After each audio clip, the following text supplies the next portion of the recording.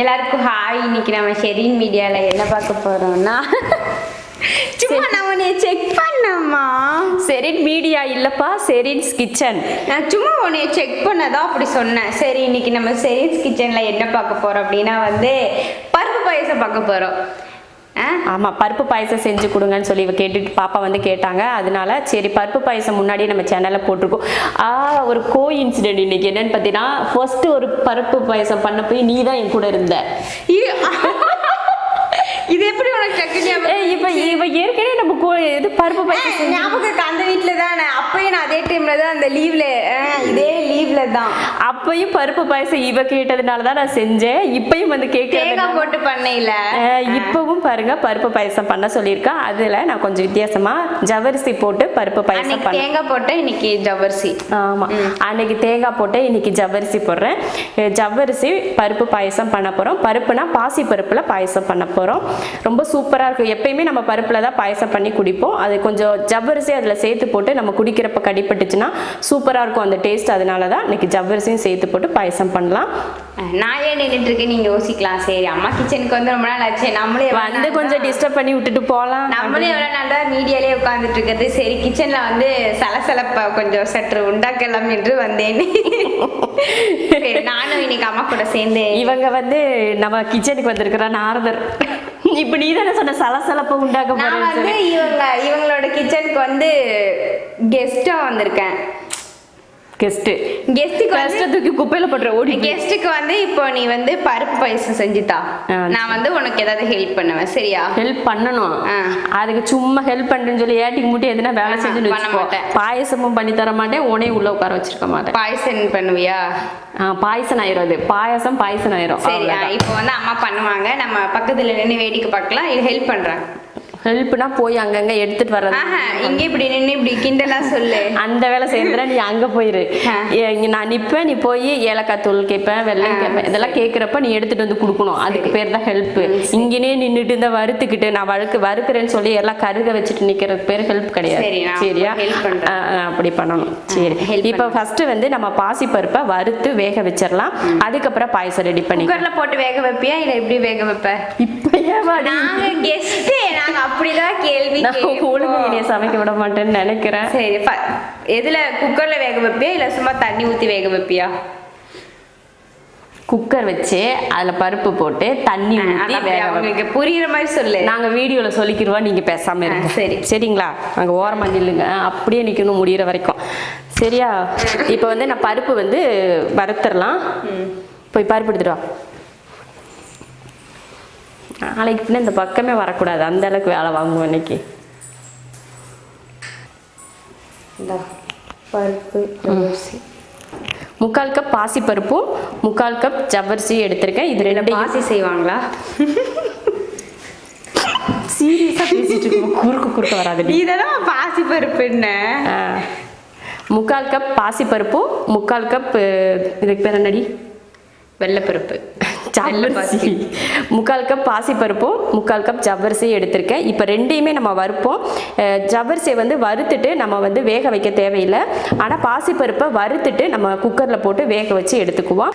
First பாசி பருப்பை வறுத்துட்டு குக்கரில் போட்டு வேக வச்சுக்கலாம். அதுக்கப்புறமா ஜவ்வரிசி வறுத்துக்கலாம். 3/4 கப் எடுத்திருக்கேன் பாசி பருப்பு.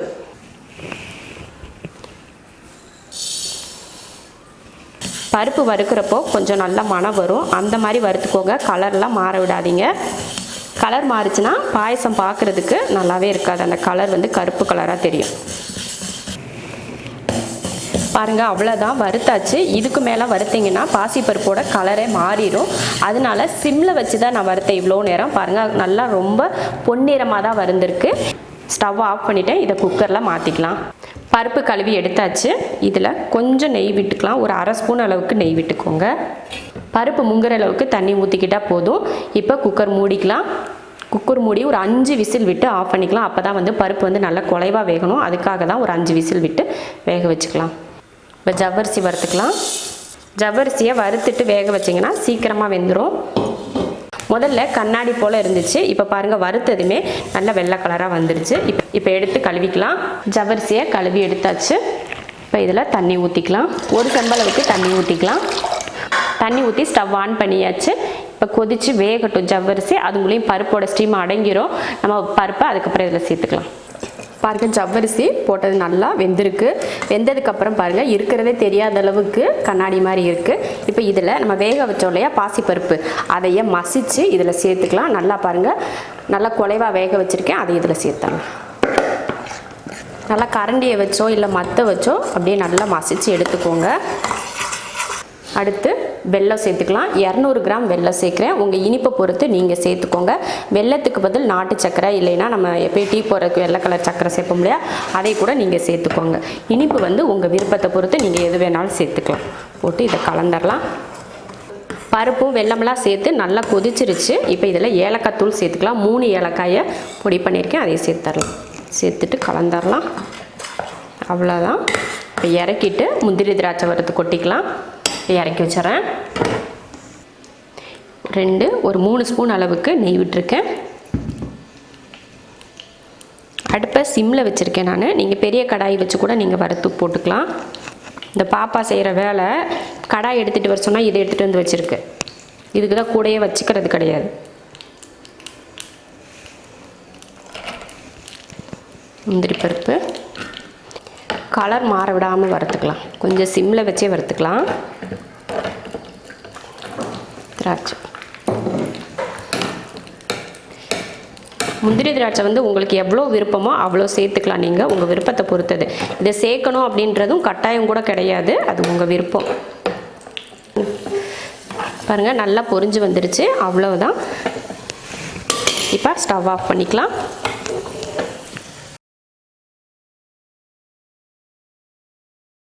இப்போ பாயசத்தில் ஊற்றிடலாம். இது மட்டும் இல்லை, இதுக்கு மேலே கொஞ்சம் தேங்காய் துருவல் கூட சேர்த்துக்கலாம்.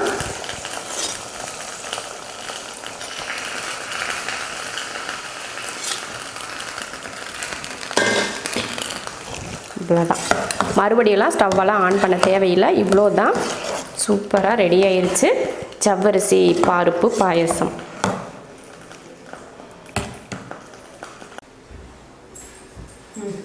எதுக்கு இது? இந்த ஸ்பூனில் கூட உதங்கி வருது. இதெல்லாம் அநியாயமா இல்லையா? இத்தினூண்டு இல்லை பாயசம் குடிக்கிற பாத்திரம். இதில் எப்படி ஊற்றுவேன்? கையில் தான். கொஞ்சமாக ஊற்று. போதும் போதும், குடிக்க முடியாது. இந்தா பாயசம் செய்கிறதுக்குள்ளே வேர்த்து அப்படியே எப்படி ஒழுகுது. சாட்டி குட்டுன்னு குடிச்சிட்டு என்ன ஏதுன்னு சொல்லுங்க. நெய்யெல்லாம் விட்டுருக்கீங்க. 2 வருஷத்துக்கு முன்னாடி இதே பருப்பு பாயசத்தில் தான் இந்த புள்ள கூட சேர்ந்து ஒரு வீடியோ எடுத்தேன். அந்த வீட்டில், பழைய வீட்டில் நல்லா இருக்கு. அதே பருப்பு பாயசம் மறுபடியும் நல்லா இருக்கே. இந்த பாயசத்தில் முக்கியமானது என்னென்னா பாலும் சேர்க்கலை, தேங்காய் பால் எடுத்தும் சேர்க்கலை, பால் எதுவும் இல்லாமல் தான் இந்த பாயசம் பண்ணியிருக்கோம். அதே போல் நெய் உங்களுக்கு பிடிக்கல அப்படின்னு இருந்துச்சுன்னா தேங்காய் எண்ணெய் இருக்கு இல்லையா, தேங்காய் எண்ணெயில் முந்திரி திராட்சை வறுத்து சேர்த்துக்கோங்க. அதுவும் ரொம்ப நல்லாயிருக்கும். நெய் பிடிக்கிறவங்க உங்களுக்கு எவ்வளோ நெய் ஊற்றணுமோ அந்த அளவுக்கு நெய் ஊற்றி செஞ்சுக்கோங்க. இந்த மாதிரி ஒரு சூப்பரான ஒரு பருப்பு பாயசம் நீங்களும் செஞ்சு பாருங்கள். 200 கிராம் வெல்லம் கரெக்டாக இருந்துச்சு. இந்த 100 கிராம் ஜவ்வரிசி 3/4 கப்பில் இருந்தது. அதே போல் பருப்பு 100 கிராம், ரெண்டுமே சம அளவு தான் எடுத்திருந்தேன். கரெக்டாக இருக்குது. 200 கிராம் வெல்லம் வந்து இனிப்பு வந்து கம்மியாகவும் இல்லை, ரொம்ப அதிகமாகவும் இல்லை, கரெக்டான இனிப்பாக இருக்குது. சரிதானே நான் சொல்கிறது? கரெக்டு. ஏதாவது தப்பாக கிப்பா சொன்னேன்னா அவ்வளோதான். இல்லை, நல்லா இருக்குது. அந்த தேங்காய் போட்டுக்கிறது தான் இன்னும் செம்ம டேஸ்ட்டாக இருக்குது. சரி, அவ்வளோதான். சொல்லிடு. அவ்வளோதான், பருப்பு பாயசம் முடிஞ்சு. பருப்பு பாயசம் வந்து நம்ம செஞ்சு முடிச்சிட்டோம். சரி, கொஞ்சம் குடிக்கலான்னு பார்த்தேன். நீ வேற ஊற்றி குடி. சரி, நான் வேணா. சரி பேசி முடி, சீக்கிரமாக்கு ஆஃப் ஆக போகுது. அவ்வளோதான். நம்ம பருப்பு பாயசம் வந்து அம்மா நம்ம செஞ்சு கொடுத்துட்டாங்க. நீங்களும் இந்த மாதிரி வீட்டில் செஞ்சு சாப்பிட்டு பாருங்க. அது நீயே சொல்லிட்டு சப்ஸ்கிரைப் பண்ணுங்க.